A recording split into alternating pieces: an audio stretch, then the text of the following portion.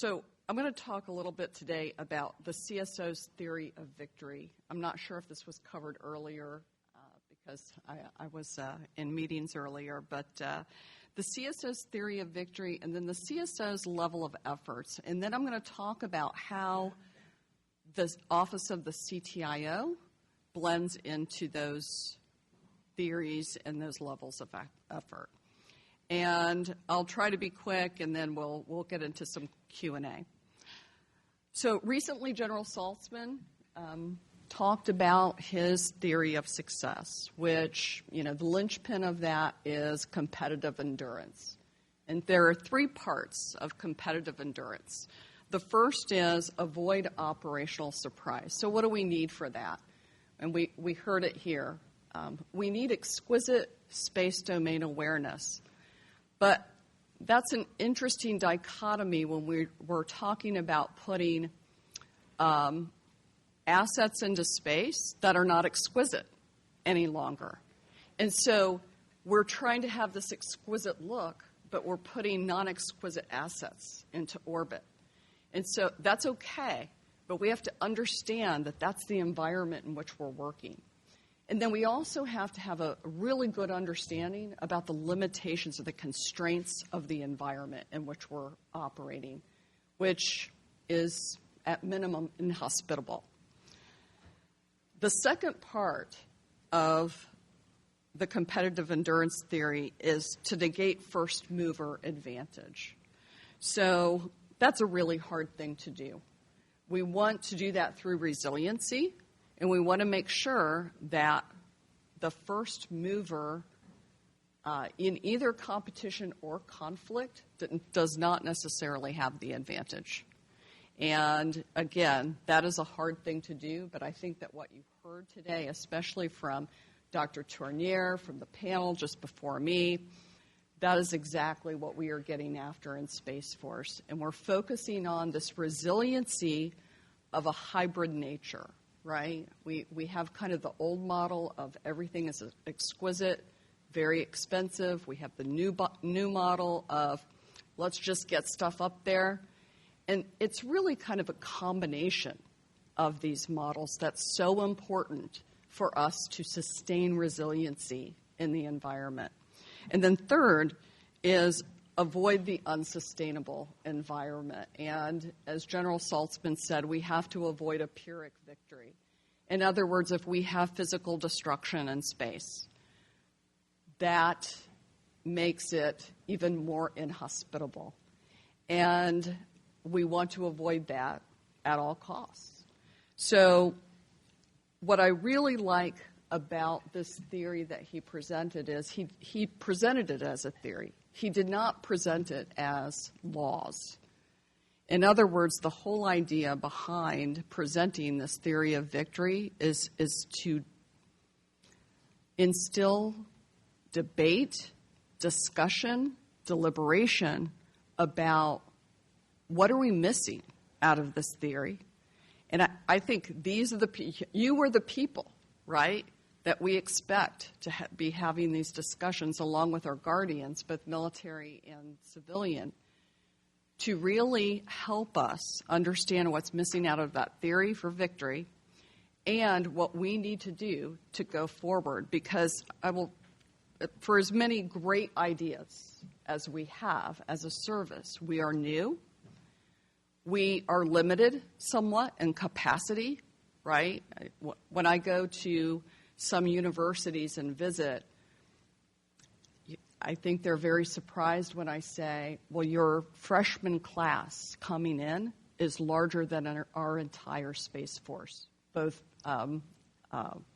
civilian and military. And that catches them by surprise.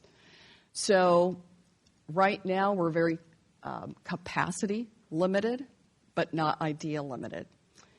So where I want to go with this is that we have to choose wisely in terms of what we're going to prioritize to get out into the field. There are many things that we could do, but we have to determine what's off the plate and what's on the plate in the next few years and get to it.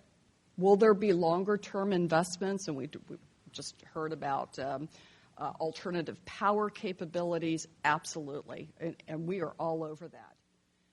But again, I can't emphasize it enough that I am very hyper-focused on operationalizing science and technology for operations' sake. So with that, the CTIO office is actually organized around this theory of victory. The Science, Technology, and Research Directorate that we have conducts space futures. And we conduct space futures, it's different cohorts every quarter that we convene. And we focus on what will the future of space look like and what does the future of space need to look like over time.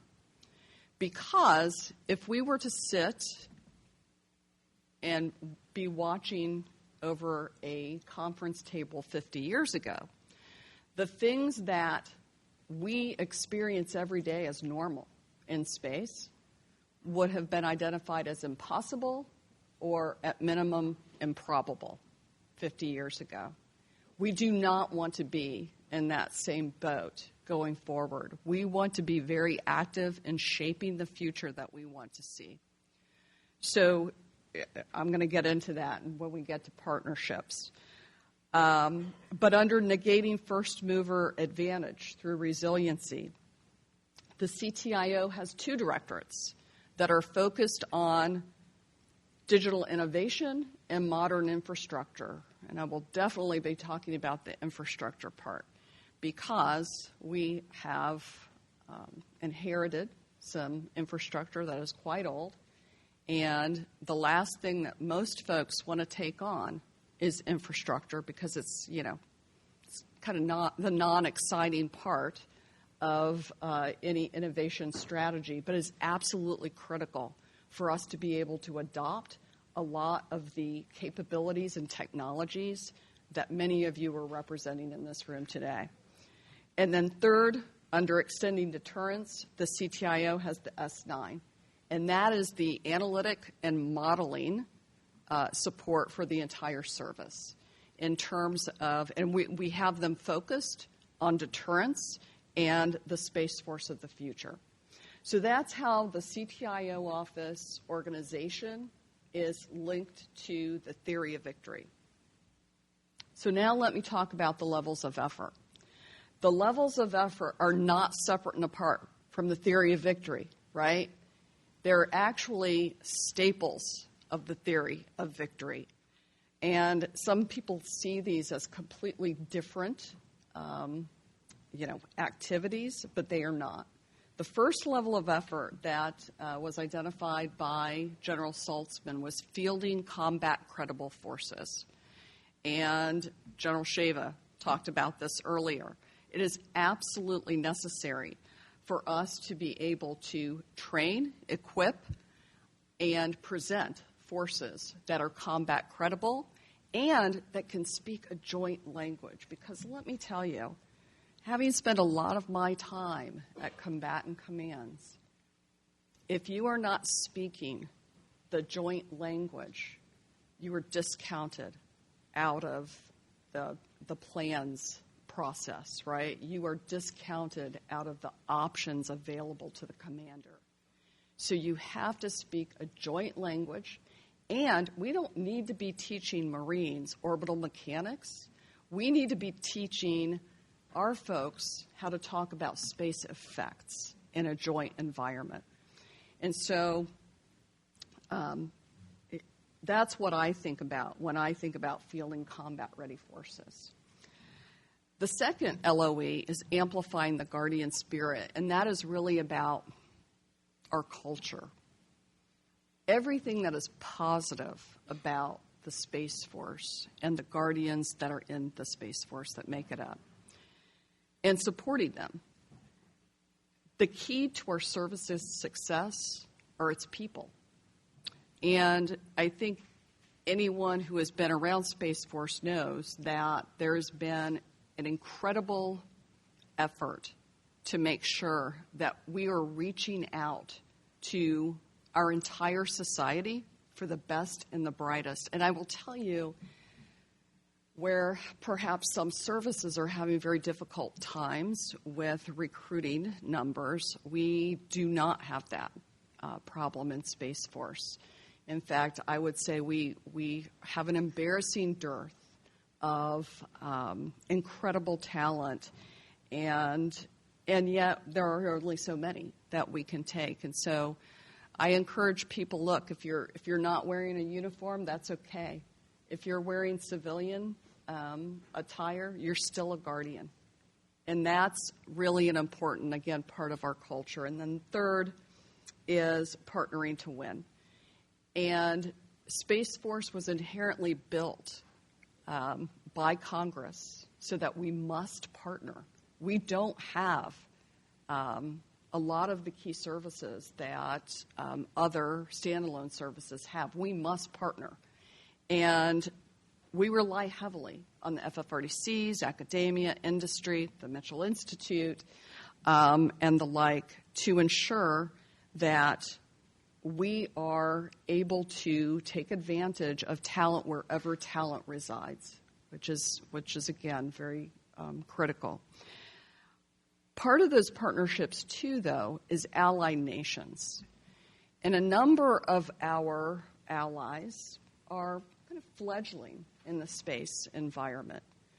We are working with our allies to help them develop space programs, and that includes education as well, right? So there's no place you go to a school to get a degree in space sciences. But we're working through our university consortium program to see how we can help train our allied partners so that as they start to develop and stand up their space programs, that they're doing it in that professional way with the rules of law that we are encouraging, and that we are the partner of choice for these nations. So a lot of people think of the CTIO office as really being focused on one thing and one thing only, and that is digital transformation. My life would be a whole lot easier if that was the only thing that we were focused on, but that is not the case. And so I want to read you our mission statement. The mission of the CTIO is to provide decision superiority and advantage through asymmetric effects, to craft a lethal warfighting force while building partnerships and taking care of our number one resource, our people. So, along those lines, let me talk about what we are doing project-wise, because for those of you who are in industry and are very interested in how you might be able to tie in to some of our active projects, I think this is where you might be particularly interested.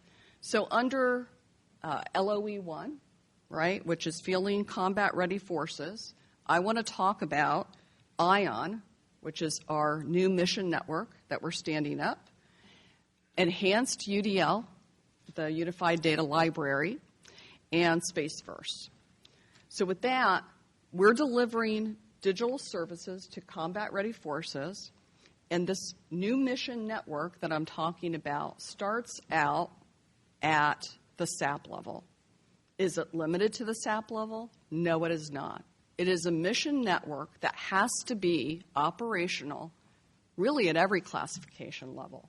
But again, I want to emphasize this is not enterprise IT.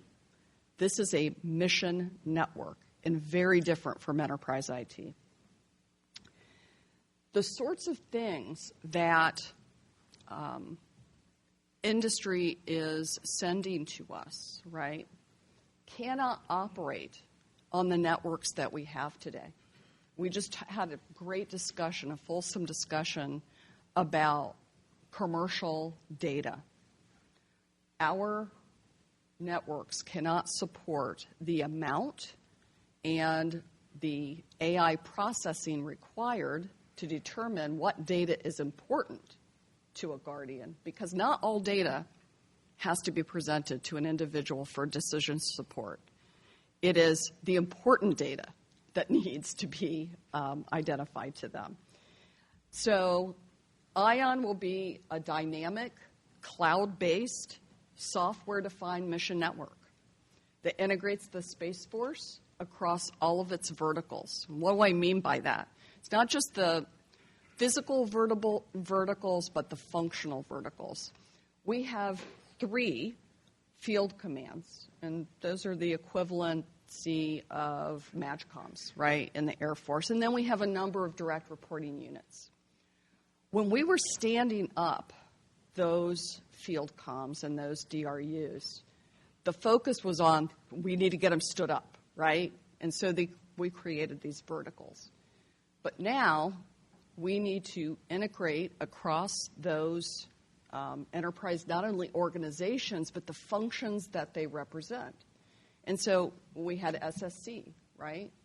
We need to help them connect in a high bandwidth, high I/O, low latency way to, for example, the Space Warfighting Analysis Center, right? SWAC. We need to be able to link them up to STARCOM so that they can provide model-based systems engineering models to STARCOM so that training materials can be developed for Guardians and so that they can then take that training material and have Guardians developing TTPs and doctrine off of it. And then that gets translated to SPOC and operations. So we're not only doing the vertical physical piece, but also the functional integration piece with ION.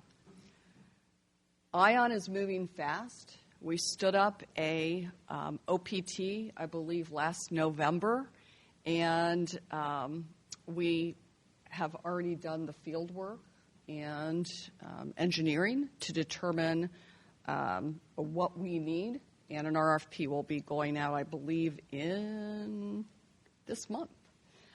So that's a great endeavor, and I am driving the team very hard and very fast to focus on agnostic data transport. Because again, going back to what Dr. Tournier talked about, we are not interested in, and it is not good for Space Force or industry to have vendor lock.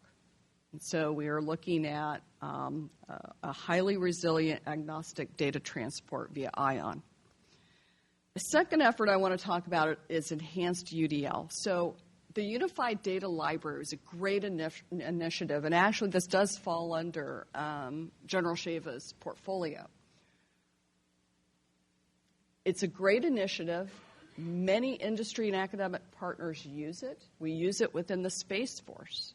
However, when we built it, it was never designed to take on the at-scale data needed and being provided by commercial entities. And so we have built a series of requirements for enhanced UDL. And that RFP, I believe, is coming out of General Shava's shop early in 24. So the focus of that particular RFP will be on allowing us to have discoverability, accessibility, and at-scale processing and movement of data. So again, I can't emphasize enough. I could implement AI today. I can tell you I couldn't even run an MPEG-4 on my desktop that someone sent me last week. So exactly how are we going to be running, AI and deep learning algorithms without enabling the entire force to be able to do this instead of just small enclaves being able to do it? And then finally, Space Force. So Space Force is the smallest service with the largest area of responsibility. And I just talked about that whole dichotomy, right, about more assets going up, but we need more exquisite space domain awareness. So how are we going to get to that? Right now, we put a huge cognitive load on our guardians. They sit there for 12-hour shifts, and they watch, 24 open screens and text messages coming up. And all of the integration of that information is happening in wetware. It's happening in their brain. And imagine the exhaustion of walking out of that place after 12 hours. We have got to do this a different way. And one of those ways is meeting our guardians where they come to us from. Our guardians have been training for their jobs for their entire lifetime because they have been gamers. And we need to be implementing it. It's not just us saying this. I mean, we're actually looking at doing a collaborative project with NASA on this because we're training on, the next generation of astronauts. And how do we immersively engage them in their environments instead of thinking about kind of the old ways of just presenting flat data and not being able to help them understand what they should emphasize and understand in decision making. So we are very much focused on that. But let me say this. We could spend billions of dollars on the concept of space first, and it wouldn't run. None of it would run because, again, we don't have the infrastructure to run it on. And that's why ION is so important. I like to think of these three projects, ION, Enhanced UDL, and Space First, as really like a house. You're building a house. And ION is the foundation and all the plumbing that has to be done. And that's kind of the dirty work, and no one really wants to get involved in that, right? When we get to, now we're putting up walls, now we get into the, UDL, enhanced UDL, because now we're figuring out the structure and the wiring of the house, right? And where's that data need to be delivered to? And then finally, if we think about space first, it's really kind of the appliances and, and the layout of the rooms, because that's what's going to allow individuals to really understand their environment and the environment they're going to have to navigate through. So that's how I like to kind of talk about these three projects. Finally, in LOE 2, I'll talk about digital university and supercoders. So LOE 2 is about the guardian spirit, advancing the guardian spirit. Digital University is providing over 30,000 classes now, almost double the number of classes than Guardians that we have, but that's a good thing. And again, some folks think, it's just in kind of the, digital engineering part of what we're doing. No, it's optics, it's physics, it's baselining space language, right? So that when you talk to others, you're speaking from a common playing field. So DU is the long-term vision of where we will be meeting our guardians where they come to us from. This is all online learning. They can get professional certifications, and we can help them move a lot of those classes into professional degree-seeking programs as well. So DU is important to get people digitally fluent, and our workforce needs to be digitally fluent. Someone asked me if that is what I really meant. Does everyone in Space Force need to be digitally fluent? Absolutely. We have roughly 16,000 people. Every single one of them has to be cross-trained, and they have to be able to, when they move from operations and they go to acquisition, they need to know what they're buying, right? When they move from acquisitions and they move to training, They need to understand completely how they're going to maximize those training platforms to get the most out of a guardian's understanding and comprehension. So DU is absolutely critical, as well as the software development immersive, or what produces supercoders, right? And we have 106 supercoders today. And this is what I say about supercoders. A couple of weeks ago, I got an email. Hey, I heard about supercoders. How do I get me some of that? You cannot build supercoders overnight, right? You have to sign a billet, and there's a little bit of pain involved. You have to send an individual to a highly immersive class, right, away from your environment, where they're focused on learning different computer languages, data science, user interfaces, and then they go to a 3-month internship. Then when they come back to you, they have a Z prefix. And when it's time for them to move on, we track those Z prefixes so that their next potential commander knows how they can use them. Now, this is what I'll say about supercoders. If it was only about coding, well, we could hire coders all day long. I mean, many of you provide coders to the government. The difference is that these coders are certified on the systems that they are working on. They are space professionals, unlike me, and they are working in their team to identify pain points to their deltas. So they are able to put a solution into place within hours or days, as opposed to going through the big R requirements process. Think of this more as the little r piece. And an example of that was a recent Delta supercoder. Got a bunch of supercoders together and said, hey, we have a problem. We have some ISR data on a classified system that every time we try to look at this stuff, it's corrupted, it's got all kinds of problems with it.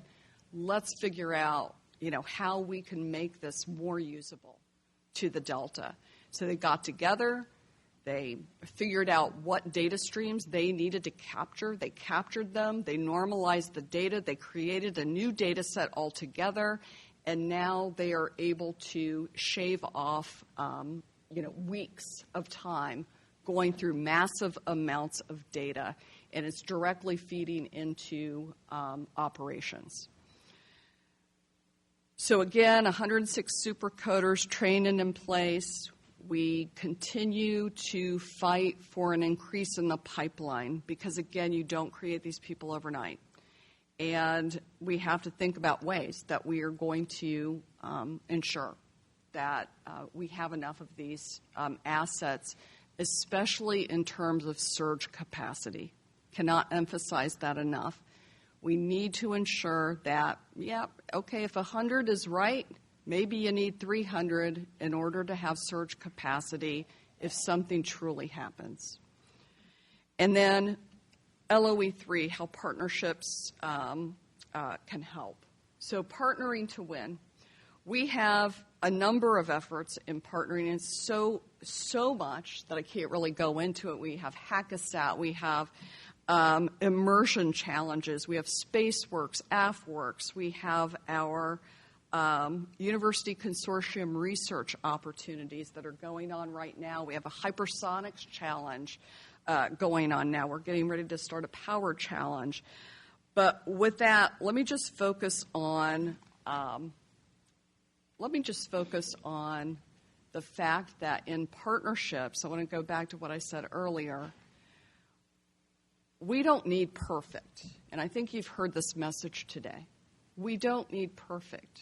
The 60 or 70% solution is okay, except in nuclear command and control and communications. Let's not take that. Let's not take a 60% solution there.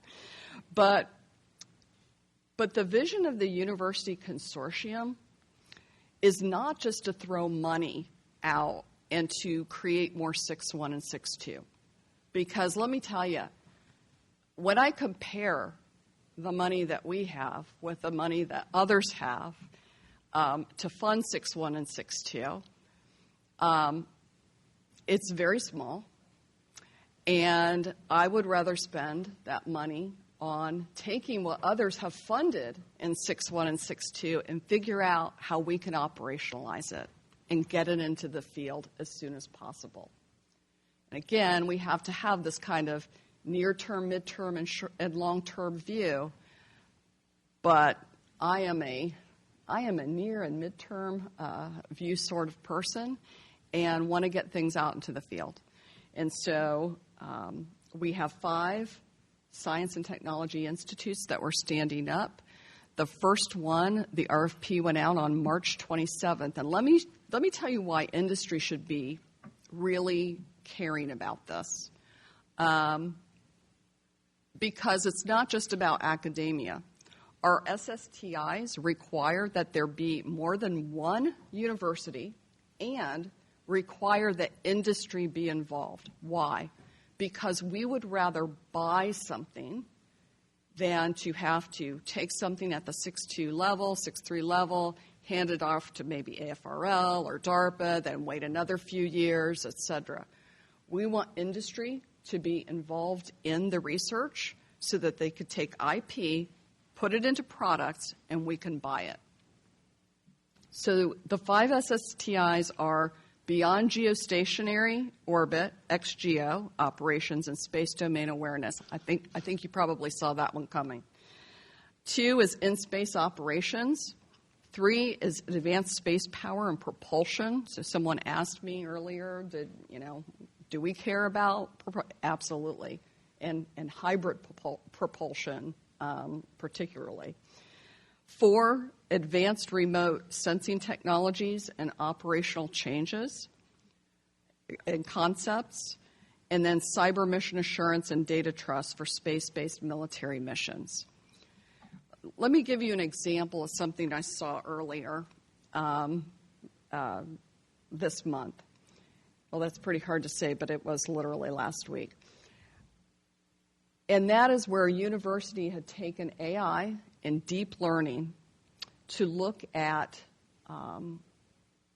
imagery, different phenomenology imagery, put it all together, and then look for particular artifacts. And doing feature extraction, automated feature extraction, right, across the globe to picture certain attributes, right, water, oil, et cetera. So imagine being able to use deep learning, feature extraction, automated feature extraction in space, right? Again, lots of platforms, but we need to be able to understand where they are and where they're moving, especially if they're going to be able to be moving more often, especially if we enable on-orbit servicing, right, and additive manufacturing. We need to be able to have that understanding. So it's a great example of where we can take things that have been developed for others and then apply them in space. So with that, I know that I stated at the beginning the Space Force was designed so that we have to partner. We absolutely do. We have evolving architectures. I think you heard a lot about that today. I'm a huge fan of what SDA is doing, what SSC is doing. Really amazing work by many, many people. And we're looking to have these capabilities put into operations with agility, with resiliency, and in operationally relevant timelines. I can't emphasize that enough. With industry, let me just emphasize that Space Force will continue to partner, but even look for closer ties to industry so that we are able to exploit what we have, to buy what we can, and only build what we have to. And with that, thank you for your time, and thank you to the Mitchell Institute. And if there are any questions, please raise your hand.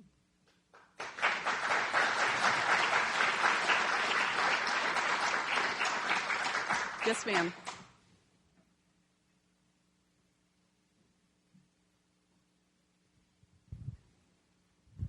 Hi, I'm Teresa Hitchens with Breaking Defense. Thank you for that speech. It was really interesting. General Miller from Space Command talked about his concerns about lack of capability to keep custody of satellites on orbit, particularly those that are moving, and that this is a need that the command has. And it sounds to me like that's a need you're trying to fill with the enhanced data library, unified data library. Is that correct? And if so, can you elaborate on how the enhancements will help that problem? No, absolutely. And yes, enhanced UDL will be able to help with that particular challenge, but it is only a component of the technologies that will be needed, right?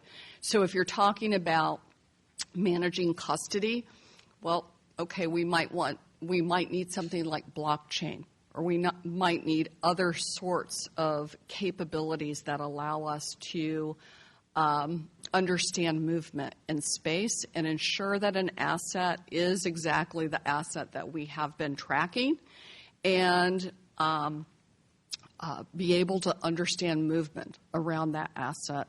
So absolutely, an enhanced UDL will also be able to help in terms of being able to understand more about the environment, because it will be bringing in that vital commercial data at speed and at scale. And that's another way. Thank you. Anyone else? Now I know what Derek meant by the lights right in your eyes, so you can't see. Yes. Yes, sir. Oh, yes. Thank you. I'm John Kohut from Galt Aerospace. The Earth-Moon Lagrange points offer some particularly unique capabilities of being able to enter essentially any orbit at very low energy states. Is there any thought or interest in establishing a base at a Lagrange point? And conversely, what would be our reaction if China decided to do that? So now you're asking me something that a space scientist would only know. But however, what I will say is that we are working and partnering with NASA on some initiatives in terms of alternative orbits, alternative communications, et cetera. And I would refer you probably to my science, tech, and research branch that would be able to answer your question at much more detail than I would be able to.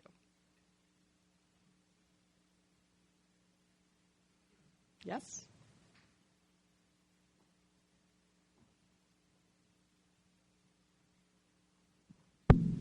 Good afternoon. Patrick Binning, Johns Hopkins Applied Physics Lab. Enjoy hearing the talk about ION and where you're going with that. Low latency, high bandwidth, very much necessary. But most government networks can only run Microsoft products. What do you see ION given the Guardians and high-performance computing and their ability to actually do engineering and high-performance analytics? Is ION where that's going, or is there something else that the Space Force is thinking about? That is where ION is going. Although, let me tell you, I would be happy to be able to run Microsoft products. But absolutely, high-performance computing, having access to that. Not everyone has to have that from their desktop. So being able, though, to use ION to access resources, again, where they reside, be able to run algorithms at that localized level and then bring back the results is absolutely critical. I've emphasized this point of we collect a lot of data in space, right? We have to create, quote, an ion in space as well, because when we think about the amount of data needing to traverse space, that really almost begs the question of where are our data centers in space, right? Where is our agnostic transport? Where are our space data layer transport? So it's absolutely critical for us to branch out from ION. We're starting at that kind of classified networking WAN-based level, but it will expand from there. Now, whether it is all under that title of ION or not, I don't care, really. I'm really about providing access to the individuals who need it. Not every Guardian needs to have high-performance computing, but what we do need is we need to be able to access that high-performance computing, and then we need to be able to feed that at speed to individuals so that they're able to comprehend the results of that analysis. And that is exactly what we're focused on in ION and in enhanced UDL and the construct of Space First. So it's really all three of them put together. When we think about networking, we really have to think about, there are many layers of networking, right? And so we have strategic, operational, and tactical levels of networking. We have different requirements for each one of those. I was really only talking about the strategic levels of networking with ION. I was not talking about the operational and the tactical pieces, where, again, the focus is really on software-defined networks and really software-defined everything. If we're going to be able to communicate space effects at mission command levels, then we ultimately need new types of capabilities to be able to communicate to the joint forces who might be in, A2AD environments. And so ION is not that, but it needs to feed that. Any other questions? For one more? If not, I've got one.